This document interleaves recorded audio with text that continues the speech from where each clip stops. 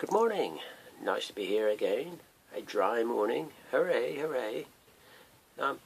Something I wanted to share with you very quickly before I go and see a man about some ferrets. It's the removal of flash from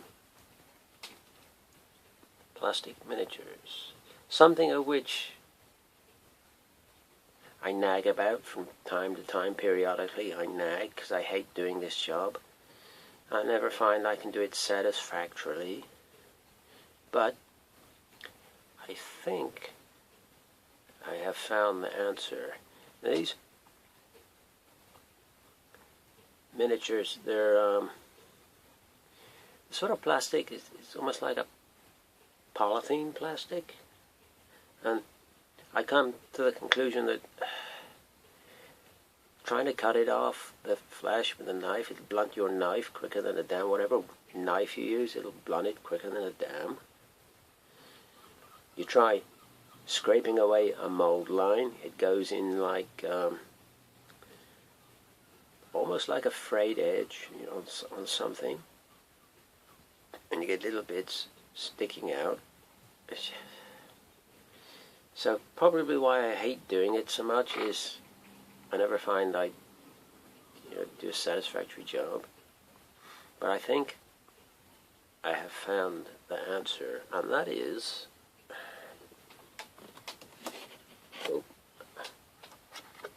one of these. This is a pyrography machine. For those of you that don't know what pyrography is, here's the tool that plugs into the machine.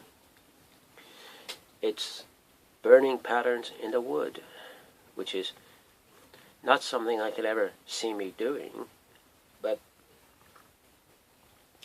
I saw one of these machines in a video by Von Ketteringham. He was playing with a pyrography machine, and a light instantly went on, doot, doot, doot, doot, doot. And I thought, aha, that could have a very good use. So I immediately went and ordered myself a pyrography machine out of this magazine, Hobbies magazine. That's last year's, by the way. I still haven't got around to getting this year's.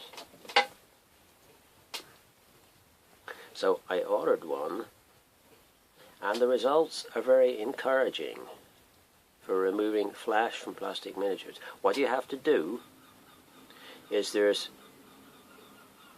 an adapter you can buy. It's only a couple of £3, this adapter, that allows you to fit a knife blade to this. So you can have a heated knife blade, which is totally irrelevant for our purposes, but what you want is the adapter. See that? The adapter. You don't want the knife blade. Put that somewhere so you don't cut yourself. You want the adapter. And what I've done is I've taken a very fine embroidery needle, cut it in half, discard the end with the eye on it, take the other half with the point on it, fit it where the knife blade would be. This is coming undone, where the knife blade would be. And that's a perfect tool for removing flash from miniatures, particularly where you can't get a knife blade. You can just... I will say that I'm still experimenting with this. So I've only had this a matter of days. So it's got different heat settings here. I find at the moment you want it set to about 200. You can go right up to 500. You want it set to about 200. You don't want it too hot. And the results thus far are very encouraging. Like I say, I'm still experimenting with this. I find if you scrape a mold line away on a figure and it sort of frays up, you can then take your needle, we'll say this is our needle, and just to get rid of those bits that are sticking out, just quickly, you don't have to linger too long because obviously it's a hot needle, it'll burn the figure or melt the figure, but if you just, so it's very encouraging thus far. Here's the little bag of tips that come with it, most of which I've come to the conclusion, in fact all of which are useless for our purpose of removing flash. They're for pyrography. It also, I will say, this machine doubles as a soldering iron, which is useful as well. But you need the, if you're going to get one, you need the little adapter to insert the embroidery needle for flash removal. And I think it's a pretty good, what I've done with it thus far is pretty good. I am encouraged by the results. I will certainly be